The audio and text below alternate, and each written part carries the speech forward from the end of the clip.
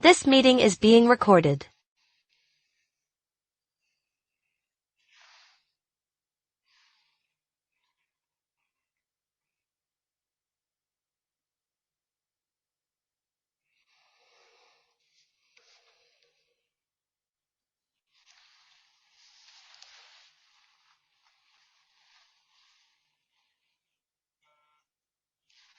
Thank you, operator, and good afternoon, and thank you for joining us to discuss PagerDuty's second quarter fiscal year 2023 results. With me on today's call are Jennifer Tejada, PagerDuty's Chairperson and Chief Executive Officer, and Howard Wilson, PagerDuty's Chief Financial Officer.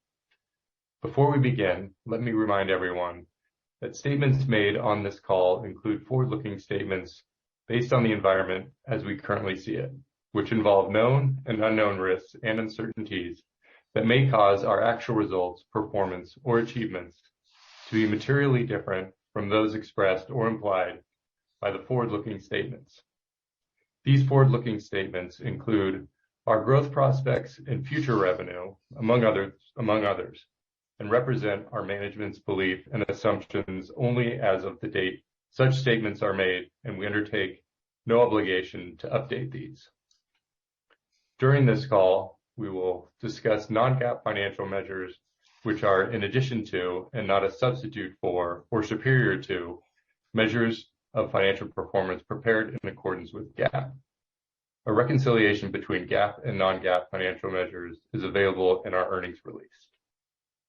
Further information on these and other factors that could cause the company's financial results to differ materially are included in filings we make with the Securities and Exchange Commission, including our most recently filed 10-K and 10-Q, as well as our subsequent filings made with the SEC. With that, I will turn the call over to Jennifer. Thanks, Tony, and thanks everyone for joining us today. We continue to execute well in Q2, exceeding the high end of both our top and bottom line guidance ranges.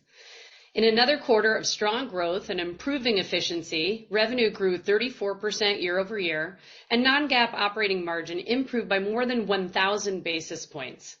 This is the fourth consecutive quarter at or above 32% growth and an improvement in year-over-year operating margin for PagerDuty. These consistent results illustrate the durability of our growth, our multi-billion-dollar market opportunity, and our ability to capture efficiencies as we scale. At a moment when our customers must ensure seamless digital experiences while improving operating efficiency, PagerDuty's Operations Cloud is essential infrastructure that enables developers to balance both priorities. Our platform accelerates their journeys towards greater digital maturity in service of their business goals. We remain on track to deliver non-GAAP profitability in Q4 this year and for the full year profitability for next year, FY24, thanks to continued demand and trust from our customers and partners, as well as the dedication and focus on continuous improvement from our teams around the world. We are incredibly proud of the trust our customers place in us. ARR churn remained below 5%, and we achieved the 7th consecutive quarter of dollar-based net retention above 120%. The combination of rapid implementation, high return on investment, and an average payback period of 2 months puts PagerDuty in a position of strength, especially in an uncertain macro environment. Our land and expand motion drove accelerated year-over-year growth in total paid accounts, as well as in accounts spending more than $100,000 annually with PagerDuty. Even with the current macro uncertainty, we see strong demand and in a favorable competitive environment as our teams generated a healthy pipeline across our customer segments and regions. We saw longer sales cycles for some larger deals, often in process automation, and we did experience more diligence on contracts in EMEA. The digital operations business, however, which includes incident response and AI ops, performed exceptionally well, growing faster year over year. Our primary growth driver remains our high-velocity land and expand business, which grows consistently and reliably quarter after quarter. Developers continue to champion PagerDuty as the DevOps platform of choice inside their companies. Our long-term tailwinds, digital acceleration, cloud adoption, and DevOps transformation remain top priorities for enterprises. Digital infrastructures are increasingly complex, interdependent, and central to key business priorities. We have set the enterprise standard for digital operations management, and we continue to expand our competitive advantage through product innovation. During our hybrid summit series in June, I highlighted the rise of interrupt work across the enterprise. Our core developer user base is already familiar with the challenges of keeping digital services running, customer experiences intact, and finding time to innovate. Today, PagerDuty's Operations Cloud is uniquely capable of detecting, orchestrating, and automating all types of interrupt work across our customers' digital operations. We connect to tech stacks in every corner of the enterprise, making our platform indispensable for our customers, from developers to IT, security, and customer service. The 3 recent product announcements demonstrate the power of the Operations Cloud for modern enterprise. First, we made service standards generally available to PagerDuty customers. Service standards enable organizations to rapidly advance their digital maturity by easily adopting best practices for incident response. Developers, SREs, service owners, and those responsible for availability and reliability can set up and monitor operational quality standards for service. Second, we announced incident workflows, making our platform more flexible and extensible by enabling rapid design and deployment of no-code, flexible, automated steps for major incident response. Many of our customers have asked to customize their incident processes. For instance, creating an incident-specific Slack channel, or starting a Zoom call and then sending a status update every 15 minutes. With incident workflows, customers can use an out-of-the-box process or define their own with the building blocks we now provide. Finally, automation actions are now integrated across the entire PagerDuty platform. Automation capabilities are available at the time when events are first processed and available to all PagerDuty users, including customer service teams, to validate, diagnose, and remediate issues without additional human intervention and without needing to wake up the experts to run their specialized scripts. As businesses seek efficiency in their digital operations while confronted with increasing incidents and leaner teams, intelligent automation is essential. Both automation actions and incident workflows will be generally available later this year. The PagerDuty ecosystem continues to grow, now above 700 integrations. In August, we launched AWS plugins for automated diagnostic actions. These out-of-the-box automations install in minutes and can gather deep telemetry into PagerDuty's incidents for AWS services. We also launched automation actions applications for Salesforce and Zendesk. You'll hear a lot more about the expansion of our customer service operations offering later this month at Dreamforce. In Q2, a global online travel shopping platform renewed and expanded its relationship with PagerDuty after realizing an ROI in excess of 300% in the first year. Travel continues to trend up 75% year over year in 2022. For travel companies, that means opportunities for revenue growth, yet higher stakes in the event of outages and disruptions. As the company navigates the post-pandemic rebound in travel, they renewed for a 3-year term with more than 5,000 users and joined our customer cohort spending more than $1 million annually. Automated incident response enables increased developer productivity and improved availability to ensure great customer experiences. We saw similar trends in global e-commerce, where a leading Australian retailer utilizes PagerDuty for its service delivery and reliability center of excellence. In Q2, the customer grew from 30 to more than 250 users across its e-commerce, data, and customer divisions. The customer realized a $1 million benefit in productivity gains in just 6 months through more efficient interactions between employees and customers. With PagerDuty's process automation, the retail giant is now able to update thousands of Android devices across more than 2,000 stores every night, driving better customer experience and delivering a 400% return on their investment. The thousands of users across these two customers comprise a small portion of more than 1 million users on our platform today. We currently estimate our total global penetration to be below 5%. We have a large and growing total addressable market, compelling unit economics, and we continue to invest while improving both operating leverage and our business model. Our State of Digital Operations report, released in June, and recent research conducted by IDG both underscore the demand for and benefits of our Operations Cloud. The problems we solve span the enterprise, from developers to IT to security and customer service teams. Industry leaders and innovative startups alike across travel and hospitality, financial services, retail software, and technology and telecom all face increasing complexity, more incidents, more disruption, and more off-hours interruptions. The most digitally mature organizations are better positioned to manage this work, and PagerDuty advances operations maturity to improve mission-critical outcomes. More mature organizations acknowledge incidents 7 minutes faster on average. They mobilize responders 11 minutes quicker. They resolve incidents 2 hours sooner, and they experience 14 fewer hours of downtime every month. For a typical top-tier PagerDuty customer with an average of 2,500 responders, these time savings translate to better customer experience, annual savings of up to $9 million, and a return on investment of 680%. Our customers tell us that investments in digital transformation remain mission critical rather than discretionary. We see companies across segments and verticals continue to invest in accelerating the resiliency and maturity of their operations while improving employee productivity and efficiency in this economic climate. PagerDuty is the platform they trust to power their transformation.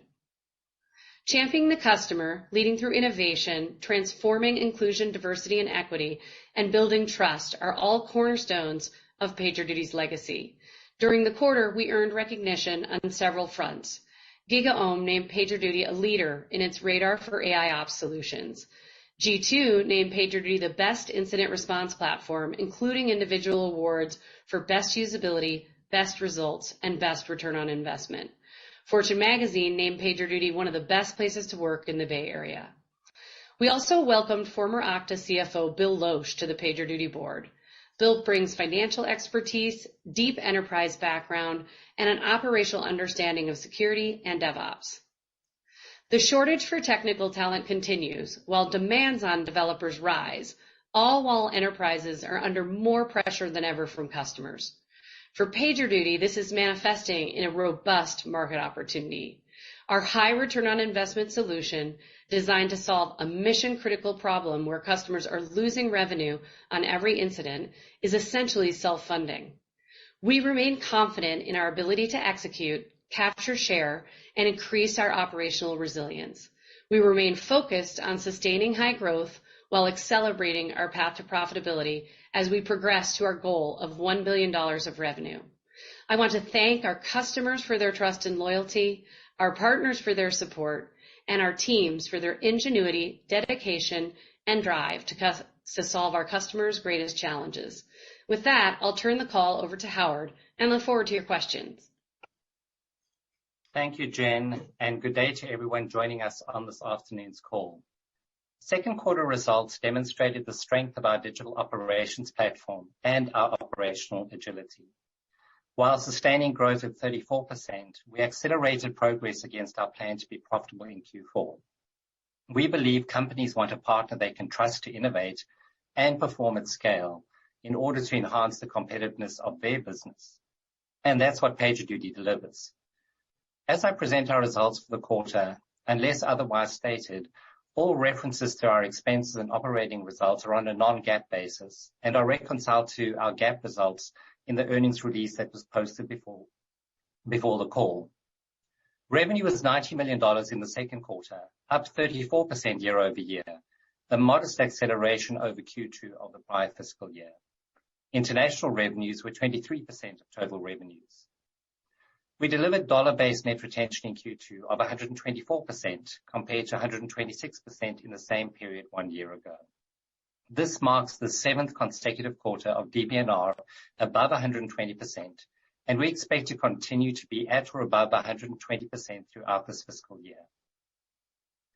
Q2 ended with 689 customers with annual recurring revenue, or ARR, over 100K, up 38% from a year ago. Total paid customers increased by 7% annually to 15,174, compared to 6% in the year-ago period. Free and paid companies on our platform grew to over 22,000, an increase of 23% year-over-year, with free continuing to provide a funnel for future paid growth. Q2 gross margin of 84% remained within our target range of 84 to 86%.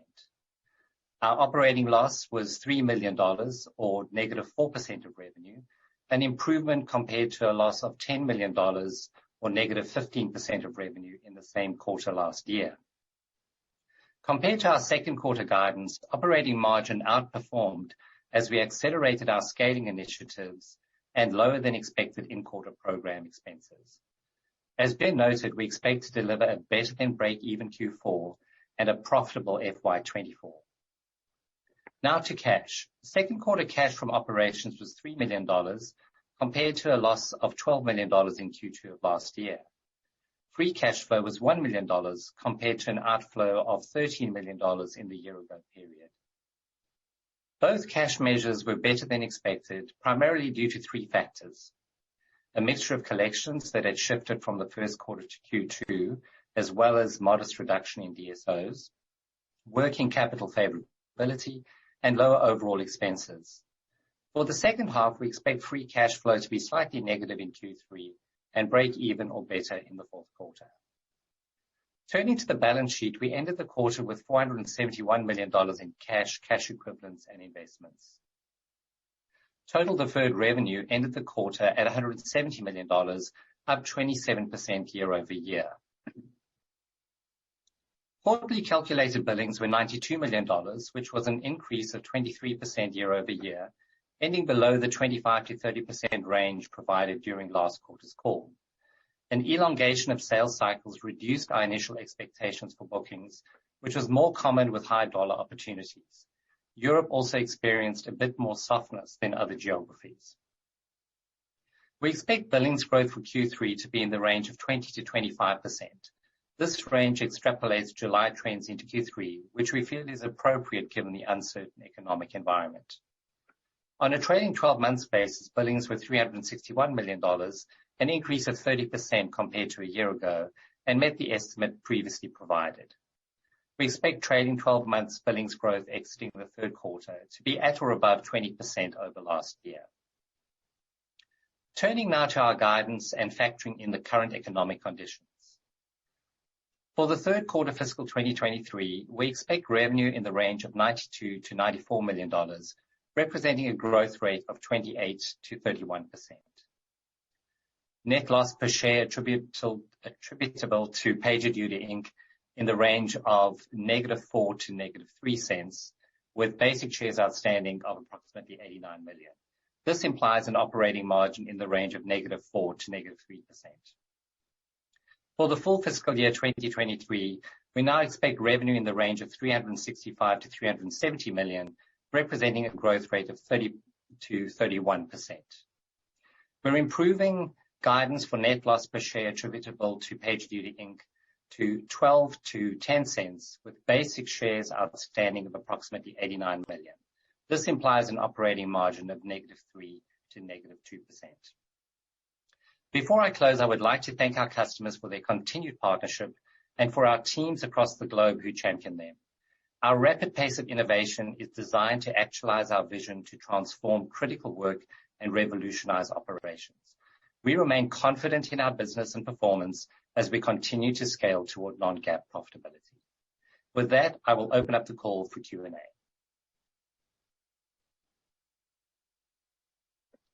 Thank you so much, Howard, and we'll bring Jen up on the screen with you. And to our analysts, you can please raise your hand if you'd like to participate in the questions. Keith Weiss, we're going to come to you first. You can go ahead with your question, please. Excellent. Thank you guys for taking the question. In a very nice quarter, and really nice progress on profitability. It's got to feel good to have positive free cash flow coming in to the system. I wanted to ask about the guide and sort of the conservatism in that guide. I think that's a key question a lot of investors are wondering about. Are numbers coming down low enough? So Howard, I was wondering if you could talk us through kind of the guidance methodology. Where is there excess conservatism? How can we get comfortable that this is the right guide for the full year? It's not going to come lower. And then on the other side of the fence, how much flexibility is there on OPEX to protect that path towards profitability and sustain that profitable stance for FY24? Is there room to perhaps flex OPEX down further to sustain that, or you need these investment levels for the long term, and this is kind of where you're going to be investing on a go-forward basis? Thank you. Yeah, well, thanks, Keith. There's a lot in that question. So I'll try and unpack that piece by piece. So, at the outset, what I would say is from a guidance perspective, we haven't changed our approach. What we are looking at when we contemplate the rest of the year, we know that the tailwinds that have always driven our business remain the tailwinds, whether that's digital acceleration, DevOps transformation, or cloud adoption or cloud migration. Those still remain true. And so we're seeing a strong demand signal, and we're balancing that with some of the elongation we're seeing in sales cycles for larger deals. So we have factored into our guidance for the full year as you can see from the billings perspective, that there is some, duration extension in terms of deals. And just as a reminder, most of our deals actually close within 90 days, whereas the larger deals, of course, can take longer. And those are the ones that we're seeing are being subject to increased scrutiny or maybe higher levels of diligence, or where the deals are still there, but it's just the process of prioritization of that work is changing. So we're seeing a little bit of that, and we factored that into the view that we've taken from a top-line perspective. What I would say in terms of from a OPEX and from a efficiency perspective, this is not something new for us in terms of how we've been thinking about the path to profitability. We've been progressively over the last few quarters, and you've heard me talk about this, been thinking about how do we put in place structural change that helps us be more efficient. So this is not just a one-off event. So, we've been using an increasing amount of automation within our G&A functions. We've been creating incremental capacity through exploring options for lower cost locations, and we're rapidly ramping in those areas. So that allows us to build the capacity that we need to drive the business. So a number of initiatives on that front to help us have confidence in the view that we've expressed around Q4 being profitable on a non-GAAP basis, and setting us up to be profitable on a non-GAAP basis next year. Got it. And if I could sneak one in for Jen, just on the competitive environment, it seems like some of the IT operations management vendors and ITSM vendors out there are talking more about incident response and trying to kind of close the loop and help close the loop for their customers. Is there any change that you're seeing in that competitive environment, or is that the digital operations platform that you guys are putting out there just so far ahead of what the more basic functionality that some of these guys have that it's not really competitive environment as of yet? I think the operative word in your question is talking. There's a lot of talking about, participating in this market. There always has been. And I say this, feel like I've said this every quarter. I'm going to say it again. I've never seen a more favorable competitive environment because we continue to expand our lead from a product differentiation perspective and build on a, long-standing foundation of trust around resiliency. And that, when you then look at our 700 integrations, we've just built a number of deep moats from purely a product perspective. In this environment, I think that becomes even more important because resiliency and availability of the customer service to capture every penny of revenue coming in the door matters, as does productivity and efficiency of those workers. Because while, I think retention for us of employees and technical employees has improved, that the talent market is definitely getting better. I would say technical talent for our customers is still at a huge shortage. And so they want to improve that productivity and make sure those folks are working on product, are working on customer facing initiatives, and that they're not losing time, trust, and revenue through major incidents. Outstanding. Thank you so much, guys. Okay, next going to Joel Fishbein with Truist. Joel, we'll bring you on. Hey, thank you for taking my questions, and excellent execution, and congrats to you guys. I wanted to ask about the ROI story that you were telling, Jennifer. I thought that was pretty intriguing, and I know you called out 2 customers, but I think that there's probably a lot more that you can talk about. Can you talk about how you're measuring ROI and what they're using prior to bringing in PagerDuty and helping us with that? Because I think that really tells the story on the importance of maybe weathering through some of this choppy tape that none of us can control. That'd be helpful. For sure. And I think, one of the appeals of SaaS platforms is that they're easier to deploy, right? They're more intuitive. And in the case of PagerDuty, we're designed almost like a consumer application, but with an enterprise infrastructure and back end sitting behind it. And I think where that lends itself in an environment like this is our customers see an incredibly fast implementation. It's not like trying to deploy a huge traditional enterprise software platform over years, which is like pushing a wheelbarrow, uphill, right? This is more happens, within hours, days, and weeks as opposed to years. We see almost immediate ROI. I mean, we ran a bake-off against another competitor at a customer, and they saw an improvement in mean time to acknowledge and mean time to respond 50% over the other provider without doing any customizations in the first few days of having it up and running.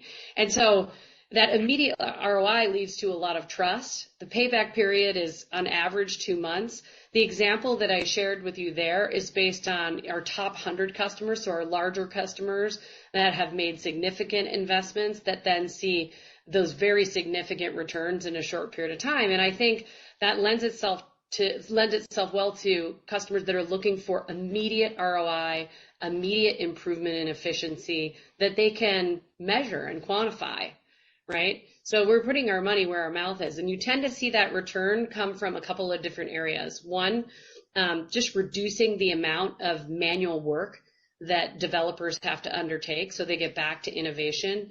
2, you reduce the time lost to incidents and the revenue risk during those outages. And we've, as consumers who have become heavily reliant on on-demand services, have seen how quickly you can lose loyalty and lose money and lose subscribership when that happens, right?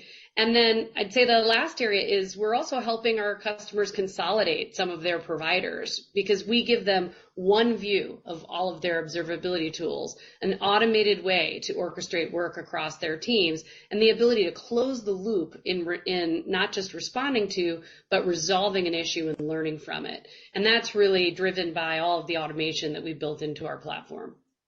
Great. Thank you so much. Thank you. Nice to see you, Joel. Okay, thank you. And next we'll move to Matt Hedberg. Matt is with RBC. Please go ahead. Great, thanks a lot. Jen, you said something interesting. You said we're part of the mission-critical infrastructure for a lot of organizations. And I think in times, maybe more IT scrutiny, can you double-click on that? Just because I think it's a really important point. Matt, I think what you asked, because you're hard to hear, I think you asked about my comments around being part of a mission-critical decision, and I also have talked about essential infrastructure and drilling into what that means. Is that right? That's correct. Okay, so when you think about incident response, right, it's become more and more important to our customers because their consumers, their end users' demands have risen. They're less patient when something goes wrong. They will quickly switch the cost to change for them, particularly in the consumer space, is much lower. So they'll switch to a competitor if their experience is not good. And as I mentioned to Joel's question, like revenue can be lost very quickly. And so availability and uptime, reliability of the digital products and services that really define your brand, but also deliver your revenue has become, if not job one, job two, right up there with security is the way I would think about it. And it's getting harder and harder to manage. So most of our customers are seeing an increasing number of incidents because they're dealing with more complexity in their infrastructure, in their digital operations environment. And, I'd even argue that with the great resignation of the past, there's also a lot of new employees in organizations. So ramping employees to understand the technology gets harder. So anywhere you can automate the work to detect issues before they become revenue impacting incidents, to manage those incidents well when they do occur, and to learn from them and prevent that very costly incident from happening in the future is a really important investment, and not something that we're seeing our customers back away from at this moment. The second thing that I would say is developers actually care deeply about the kinds of tools they're asked to use in their environment. And if you put them on a mission critical job and say, you know, this product can never go down, this platform must be available all the time to our users, to our customers, but then you say, here's some crappy tools, or we're going to have you manage this with an Excel spreadsheet and a phone tree, like, they get very unhappy. So a lot of our developer community champion PagerDuty all the way through their senior management, because they trust it, they want to work with it, and it enables them to do their jobs more effectively. And so again, in the talent war that we've been in, it's really important to make sure that your technical community has the products and services they want to use, and that will enable them to be more effective and more productive in their jobs. And one of the things I loved about PagerDuty when I first learned about it, when I joined over 6 years ago, was how quantifiable the ROI is, how easy it is to identify the waste that we reduce in terms of employee productivity, the efficiency that we create in terms of how employees identify and address and learn from incidents that happen, but most important, the way it can improve revenue generation and protect revenue in terms of managing the customer experience. That's super helpful. And maybe, you know, it was a nice segue into my second question. You know, you talk about the importance of uptime and reliability, and you also said the competitive environment has never been better. I think one of your larger competitors had an outage, you know, at some point here not long ago. You know, when things like that happen, does that bring even more customer inquiry your way? You know, all software is imperfect, and everybody has outages and incidents. And so we try and live up on the high road when it comes to talking about these sort of issues. But for sure, trust in a platform like ours is paramount. And I think it only takes a single incident that isn't well responded to leave a customer wondering if they have the right partner. And that, of course, creates opportunities for us. You know, having said that, I think that there are other ways to identify customers, and we've certainly seen customers coming to us because of the influx and demand for a platform that does more than just on call, right? More than just moving the work around, actually automating the work itself, actually helping customers become proactive and prevent incidents from happening, not just responding to them faster, but truly resolving them and preventing them from causing you problems in the future. And that's where, when I talk about expanding our lead through innovation, you know, we started in on call many years ago, 13 years ago. We added automated incident response. We built on top of that AI ops, including analytics, and then deployed automation into almost every part of our platform. And this is the automation of complex challenges in a business. It's not like robotic process automation where you're simply automating workflows or mundane tasks. We're actually learning from the events that flow through those 700 integrations and enabling teams to get better and better with each incident that occurs. Thanks, Jen. Congrats on the results. Thank you, Matt. Thank you. And as we near Labor Day, we've got some folks on the road. If you're joining us by phone only, remember it's *9 to raise your hand. Go ahead and put your hand up if you're on the phone, *9. Next, we're going to hear from Rob Oliver over at Baird. Rob, come on and join us. Great. Can you guys hear me okay? Yeah, nice to see you. How are you, Rob? Okay, great. I'm doing well, Jennifer. How are you? Just my question's actually for you, and just a little bit more color around some of your commentary relative to, you know, EMEA and some of those elongated sales cycles. There certainly appears, you know, like there's an element of counter-cyclicality to your business, which is solid. On the other hand, you guys are not immune to some of these macro impacts. So I'm wondering, you know, in terms of more color, was that new logos? Was it expansions? And anything else you might add there? And then on top of that, obviously, you know, in his time with you guys, you know, David Justice has done a great job. And are there any adjustments or changes on the fly that you're seeing your team make to adjust to this new environment? Well, the first thing I'd say is I'm super encouraged by the demand that we continue to see. Really strong demand and strong pipeline for all of our products and services. And, you know, I think that's a tribute to having a product led growth strategy, right? Where our product actually drives a lot of the demand. I'm excited because we welcomed a new CMO into the business, Catherine Calvert, and she's been with us for about a quarter. We continue to see really great execution around our velocity land and expand motion that's become very predictable and reliable for us. And the digital operations business, incident response and AI ops performed exceptionally well during the quarter. In EMEA, what we saw is some additional diligence on deals. And I think that's really driven by kind of the combination of inflation, a very strong US dollar, and, the ongoing conflict in Russia, which is creating just a lot of uncertainty there.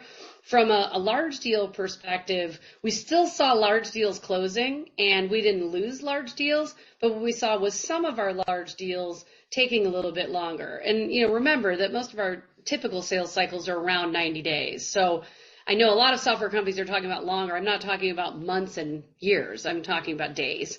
So, but it is notable, and it is something for us to be aware of. I think, in thinking about how our leadership team has responded to this, we're really stayed on the course that we've been on since the early days of COVID. And by the way, I'll mention that this macro uncertainty, while it is, a little tricky, it's nothing compared to what we saw in the first quarter of COVID. Our customers have a plan in place. They know how to run in a hybrid environment. They've got products and services to sell and jobs to do, and they're still up against a pretty challenging talent shortage. And so very different than that environment. And so our team is really staying the course with a plan that says we're going to continue to improve our efficiency. We're going to invest in sustainable high growth. We're going to continue to invest in innovation to, expand the lead that we have today. And a lot of that is around the area of automation throughout the platform, including our process automation. So we're really, I think the plans that we put in place over the last several quarters have put us in a very strong position, both from a competitive perspective and from the perspective of dealing with whatever's coming our way. Great. That's really helpful color. I just had a very quick follow-up, Howard, for you. And I know you've already added some color around the lower in-quarter expenses, but could you add maybe a bit more around some of those sources of margin leverage, where they're coming from, whether it be, hiring, buildings, infrastructure, other areas where you guys have the ability to kind of accelerate that path to profitability nicely? Appreciate it. Thank you, guys.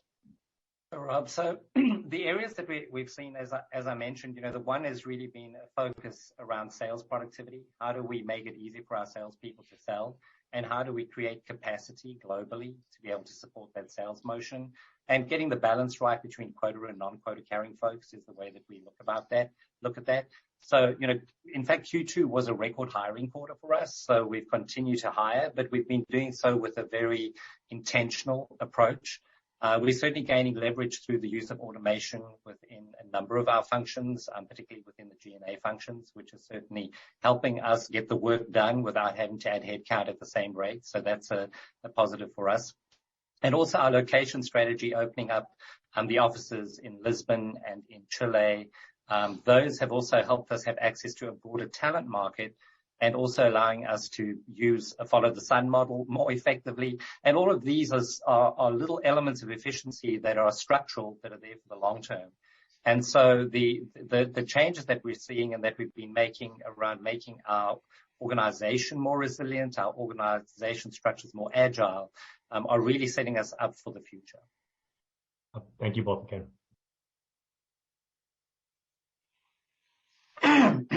Okay, thank you. We will go next to Chad Bennett with Craig-Hallum. Chad, welcome. Great. Thanks for taking my question. So just following up on the last question, and I'm not sure if I heard the answer or not, just on Jennifer, on the elongated sales cycles on the enterprise side, and then maybe the EMEA issues you saw, or additional kind of sign-offs you saw there. Again, was that more new logo driven or expansion driven? No, generally, I think on the expansion side of things, that's where our sales team spends the vast majority of their time. But again, I just for context, when we talk about some of our larger deals taking longer to close, it doesn't necessarily mean they're an enterprise, right? Because we do a lot of some of our biggest enterprise customers grow by starting small and seeing multiple POs over time. And I think that is one of the benefits of our business that makes us resilient in this environment, is we don't need huge deals in any segment to be successful. Yeah, and it just, because if you look at the 100K plus customer growth, I'm not sure kind of what internal expectations were, but it looked pretty solid year over year. And so just trying to reconcile, and also if you think about, not that you guide for quarterly billings, or you guide for quarterly billings, but we don't know what your guide would have been for this quarter, all else equal. I mean, the 20 to 25% growth versus maybe a 25 to 30 in normal times, is that kind of 5% delta? Again, you don't guide, but 5% delta, is that encompassing kind of everything you're seeing today or you saw in the quarter? Or is it assuming, things get even a little bit worse? Is there any color there? Thank you. Yes, so Chad, I'll jump in on that one. The approach that we've taken there is that, in the back half of the last quarter, we started seeing a little bit of this effect for some of these deals. And, to Jen's point, a lot of those customers, we saw 38% growth in customers above 100K. A lot of those customers get above 100K through doing lots of smaller deals. So our high velocity transaction business across all segments remains strong. What we did see is that some of those larger deals took longer. And so in coming up with our estimate with respect to billings for this quarter, we did extrapolate some of the extension in duration that we had started to see into the view that we have for you. Got it. Thanks for the color. I appreciate it. Nice job on the quarter. Thanks, Chad. Okay, next we have Andrew Sherman with Cohen. Andrew, please go ahead. Hey guys, how you doing? It's Andrew. Hey, Andrew. Andrew on for Derek. Nice quarter.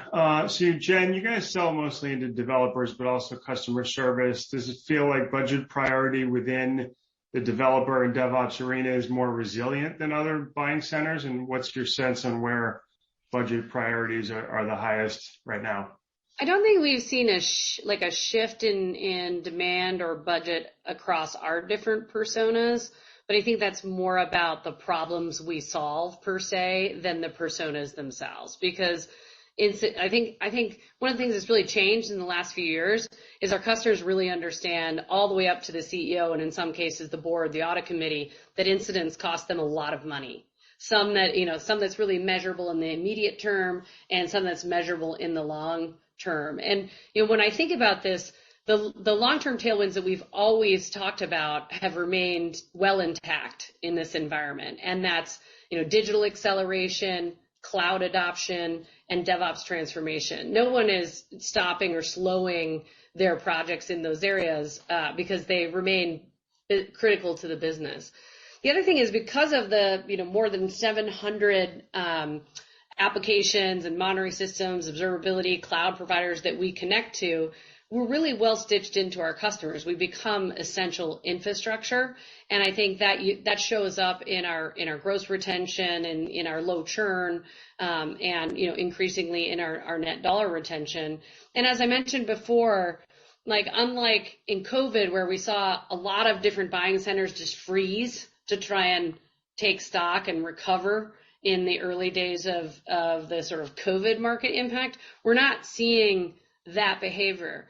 Now, having said, I've worked in ERP, I've worked in supply chain, I've worked in a lot of other parts of software over my career. I would not want to be selling discretionary apps or apps that, are a feature, not a product, not a platform, and don't solve, like I said, these mission critical problems. I think things related to incident response, security, customer service, like customer experience, are going to continue to be really important in this environment, because most of our customers' revenue generation has moved to their digital products and services. And so it's just become more important for them.